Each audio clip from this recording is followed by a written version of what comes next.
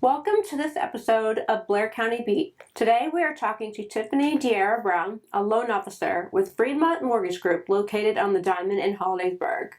Tiffany has built a successful career in mortgage lending and has the expertise potential homeowners need when pursuing the financing for the home of their dreams. So, without further ado, I give you Tiffany. Hello. So I'm going to ask you a series of questions. Okay. They're about 20 altogether. Okay. Sounds good. Can you tell us about your role as a loan officer and what a typical day looks like for you? Yeah.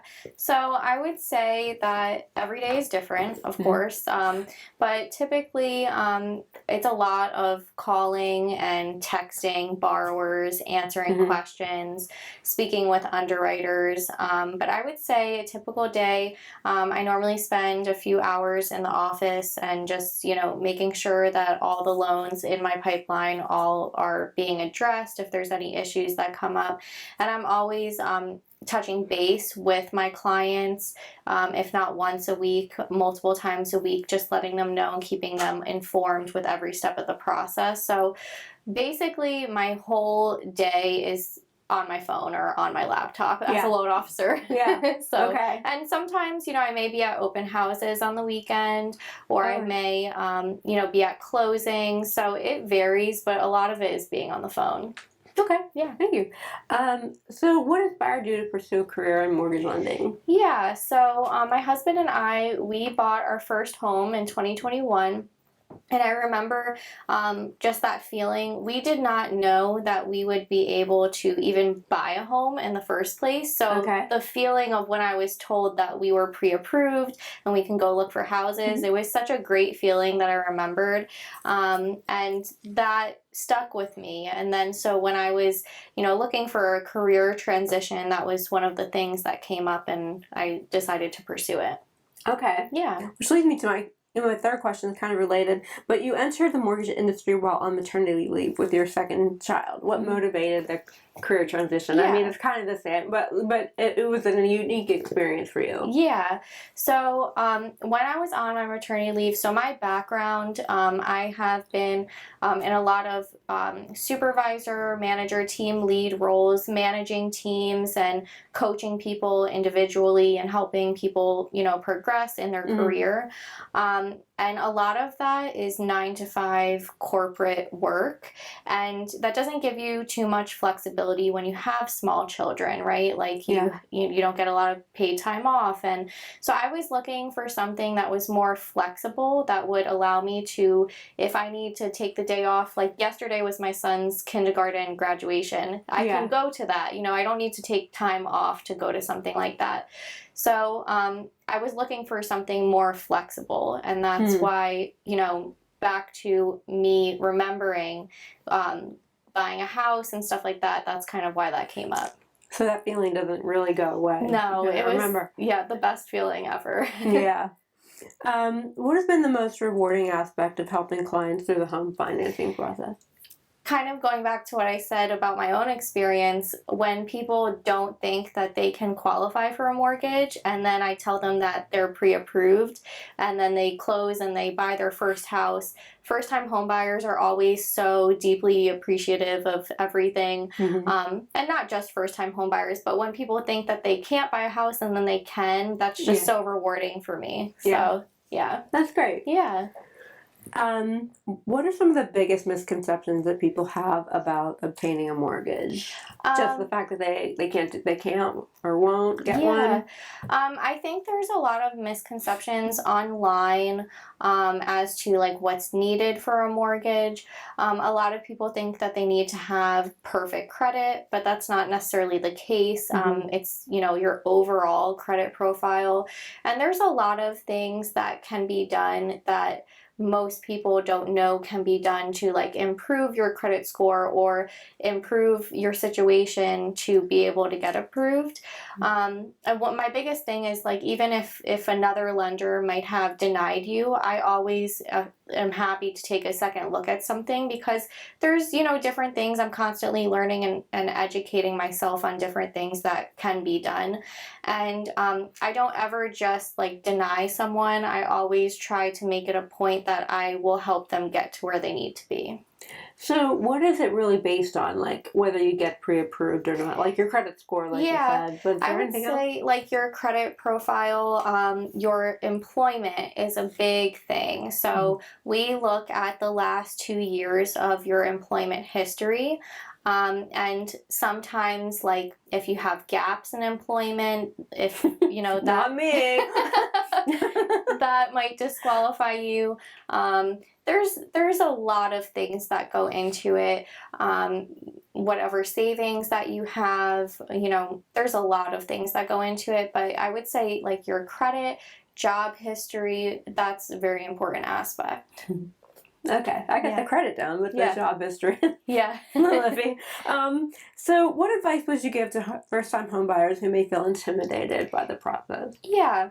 A lot of people do feel intimidated, and I think that just depends on maybe like what their parents have told them or what they may see online of what's required.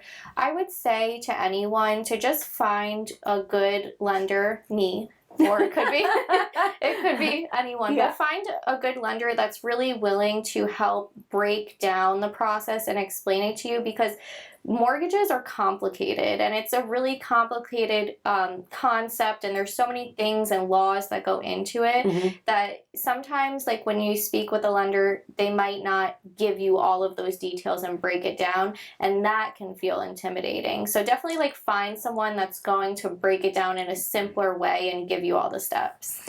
So I can't remember, my cousin works in real estate and I worked in residential real estate advertising, but mortgage and real estate officers kind of go hand in hand, right? A little bit, like, does one recommend the other? Yeah, it could be that way. So typically a realtor or real estate agent is going to, before they show you houses, they're going to want to see that you're pre-approved or pre-qualified. Oh, okay. And the reason for that is because if they're out going and showing you a bunch of houses and you don't qualify, you know, realtors mostly get paid on commission, and you know, that's a lot of gas mileage and time wasted. So typically, I may get referrals from realtors, or sometimes people just find me online. Like, I do a lot of social media videos and stuff like that, and I've got clients just from seeing me online as well. So it just depends. Anywhere is kind of where I get my business from. Okay. Yeah. Yeah. Online's best. Yeah. These days, anyways. How do you help clients navigate today's housing market with confidence? Yeah, so that is kind of something that I work hand in hand with their realtor, because as far as I'm concerned, I can, you know, do different purchase prices and different cost sheets and explain the mortgage aspect. But as far as like being competitive in an offer or multiple offer situation, that's more of where like the realtor will take control on that and explain how to really navigate the housing market and all of that stuff. Okay. Yeah. I kind of wondered about, I always did wonder about that. Yeah, so like lenders and realtors do work together, but kind of like in different aspects. Okay. Okay, thanks. So what are some common mistakes prospective homebuyers should avoid? Definitely don't quit your job. That's like a bit. Who done that? I'm just kidding. That's a big one. Like, you know, people will go under contract on a home and then quit their job. We need that income to qualify you to make sure that you can pay for the mortgage. Don't open any new debt. Like, once we've already pulled your credit report and we qualify you based on what credit cards you have and debt that you have, you don't want to, in the middle of the process, go open a new credit card or buy a new car. You know, that can alter your approval. So those are the biggest ones. There's some other wonky things that have happened, but those are the big ones that I usually tell everyone. Okay. Yeah. Makes sense. So what do you feel makes Freedmont Mortgage stand out from other lenders that you may have worked for or that you know of? Or so the biggest thing is I am available 24/7. I make myself available to my clients. So my clients have my cell phone number. I always let them know that they can text me, call me. I even made a video on Facebook yesterday, actually, saying a lot of people are like, I'm sorry for bothering you, but you're not bothering me because I really love my job. So you know, I always let people know you can contact me all the time. Whereas sometimes when you go to get a loan through a bank, you might be waiting to try to talk to your lender. You might be talking to someone different. You might have to call a call center. So you're not getting like that person right then and there. And I would say that's the biggest difference is the availability. Yeah, that's great. Yeah. How do you stay current on changes in the mortgage industry and lending regulations? Yeah.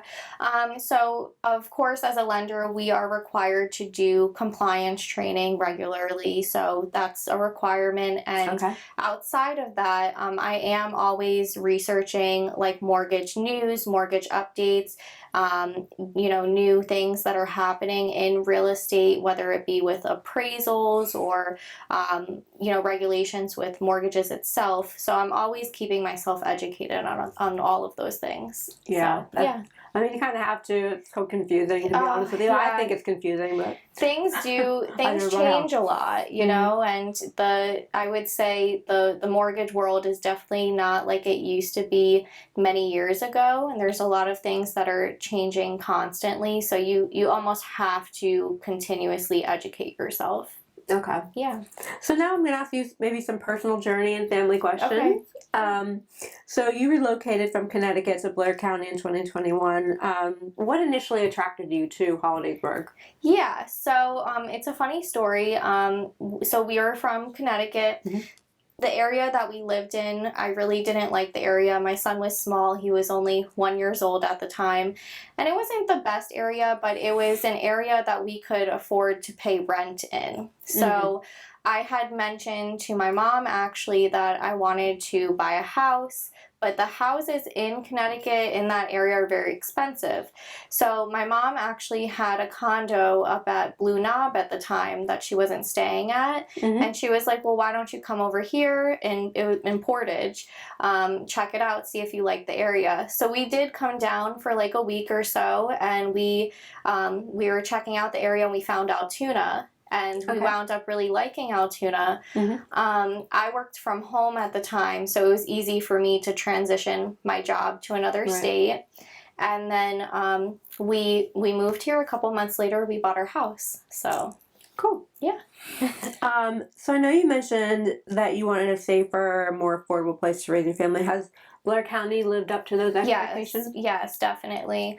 I really love the area. It's much different than where we're from. Not in a bad way, but in a good way. Yeah, the very northeast, Massachusetts, and they are very. I mean, the homes are quaint and they're beautiful. They're historic, but it is a little different. It is. It is a little different, but we've grown accustomed to it, and I really like the area. I've made so many friends and connections with different businesses and different people in the community, so we really love it here. Everyone's much friendlier in a small town. It seems like. Yeah. I mean, I lived in Arlington, Virginia for a while, and I will tell you, people are not that friendly. So, funny story is when we moved here, after we moved here and we bought our house, someone had came over and cut our grass. Now, that was something that would never happen back home. So me and my husband were like, oh my gosh, like, why are they being so nice to us? Like, it was so weird at first. Hours trying to spin your wheel, trying to figure that out, right? Yeah. So what was the biggest adjustment your family faced when moving here? Just like the layout of the area. Like I feel like everything around here goes in a circle for some reason. Okay. Like a lot of the streets are in a circle. There's a lot of one-way streets as well, so that's different. But yeah, I mean, it took some time getting used to. The food is a little different. Like there's not a lot of like Spanish food and those types of like different culture food around here, but there is some. So that was just a little bit different, but yeah. You mentioned the kind of the one-way streets and all Yes. that. Do you live in Altoona? Yeah. Okay, so the hills. Yeah. Can you parallel park? Because I can't. Yes, I can. So I would never live there. I've mastered parallel parking now. So that's great, especially on a hill. Yeah. Like that's amazing. The ones that scare me in Altoona is when it's really steep and then they have the cars parked sideways. Have you seen those streets in Altoona? No. It freaks me out. Yeah. I used to just drive around the block until like an end spot opened up. Yeah. Which was hard to do in DC. Yeah. Okay, so as a wife, mother of 2 young children, and professional, how do you balance family life and career responsibilities? Yeah. You have 2 young children, that's got to be difficult. I do. It gets hectic, but I will say, as I mentioned earlier, like this job does give me a lot of flexibility to, if I need to do something for my kids or take them to a doctor's appointment, I have that flexibility to do it. It doesn't mean that I work less hours. Oftentimes I work more than I would in a regular 9 to 5. But the number one thing for me is I am a list maker. So I love lists, and every night before I go to bed, I write down, the top most important things I need to do the following day. And that keeps me very organized and with everything I need to, manage between like sports and work and, cooking dinner and stuff like that. Yeah. I've been a big fan of to-do lists. Like now I have a long-term to-do list and a short-term to-do list and then a daily to-do list. Anything with a planner and notebook, I'm all over it. I did get a planner and I'm actually trying to stick to it. Usually I buy those things because they're pretty. And yeah. Okay, so how has becoming a parent influenced the way you work with families seeking home? Yeah. Well, me and my husband say it all the time. Like, our kids are so loud, and they're kids. They're running around. We also have 2 dogs, and we say it all the time. Like if we were not homeowners, our neighbors would probably not like us because it's just so loud. So, especially like families with small children that are trying to buy a home, like I can understand that you want the security of having your home and not worried about renewing your lease or getting kicked out or your lease ending, and then not even that, but just the noisiness. I think having your own space, it's more reassuring. Yeah, I mean, coming from a condo apartment person, like hearing little tip tap of footsteps running around and dogs running around their nails on the floor, it's like, oh my gosh, are you gonna go to bed? Ever? Okay, so we'll get into some community and local connections questions too, because that was important to you. What do you enjoy most about living in Blair County? There's just so many like little shops and small business owners around here. So I really like meeting people that have those small places and getting to know them, because I feel like there's just so many around here that do a lot of stuff for the community, and I really like that. Yeah. And you can't go wrong with shopping. Ever. So you describe yourself as passionate about serving your community. What does community involvement mean to you? So I'll mention something that I actually started recently. Me and a couple of my friends had started a community group. It's called Leaders in Littles, and it is on Facebook, and the background behind it is we all are in professionals, and it's so hard to network with other professionals because a lot of the networking events are not child friendly. Right. So our reason behind it was to make kid friendly networking so that we can meet other professionals, or if someone needs something in the community, we have made, connections and friends, and we can refer people, or, and whatever that is. So we've done 2 events. Typically it's once a month, and it will be like at a park. Like we did Connect in Color at Chimney Rocks on Sunday, and Okay. the kids were coloring, and we got a chance to meet some new faces. So it's just kind of like a free community thing that we're trying to start. Our next one will be on June 24th, actually, at Behind Coffee on 3rd.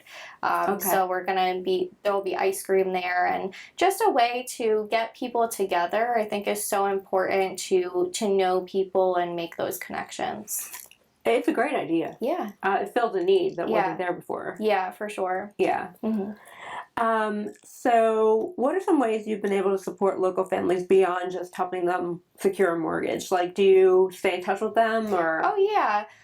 So I always tell my clients that you have my number forever. If anything ever comes up, if you need help with anything, they can always call me. So a lot of times clients will wind up coming back to like refinance, or maybe they have, they want to save money on their mortgage, or they have other issues, maybe with homeowners insurance. Maybe I can get them in touch with a professional, and just anything really. Like if they need anything, they always have my number. Good. So yeah. So what advice would you give to families moving to Blair County from another state? Yeah, I would say that it's a really nice community. Definitely take your time to get to know the area and get to know people, because there's just so many wonderful people in this county. And that's my biggest thing. I think knowing people, making connections is so important, and it's healthy for us as well. Yeah. So that's the biggest thing. Just take your time getting to know people. Yeah. Awesome. We've made it to your last and final question. As you continue building your personal brand and serving homeowners throughout Pennsylvania, what goals do you hope to accomplish over the next few years? Yeah, I'd really like to get into like sponsoring events that may help like local causes, whatever that may be. But that's not something that I've put too much focus on yet, but it is like something on like a long-term list that I like to be a part of, something where I can either sponsor it or, do something to help a local cause. So that's something I look forward to doing eventually. Awesome. Yeah.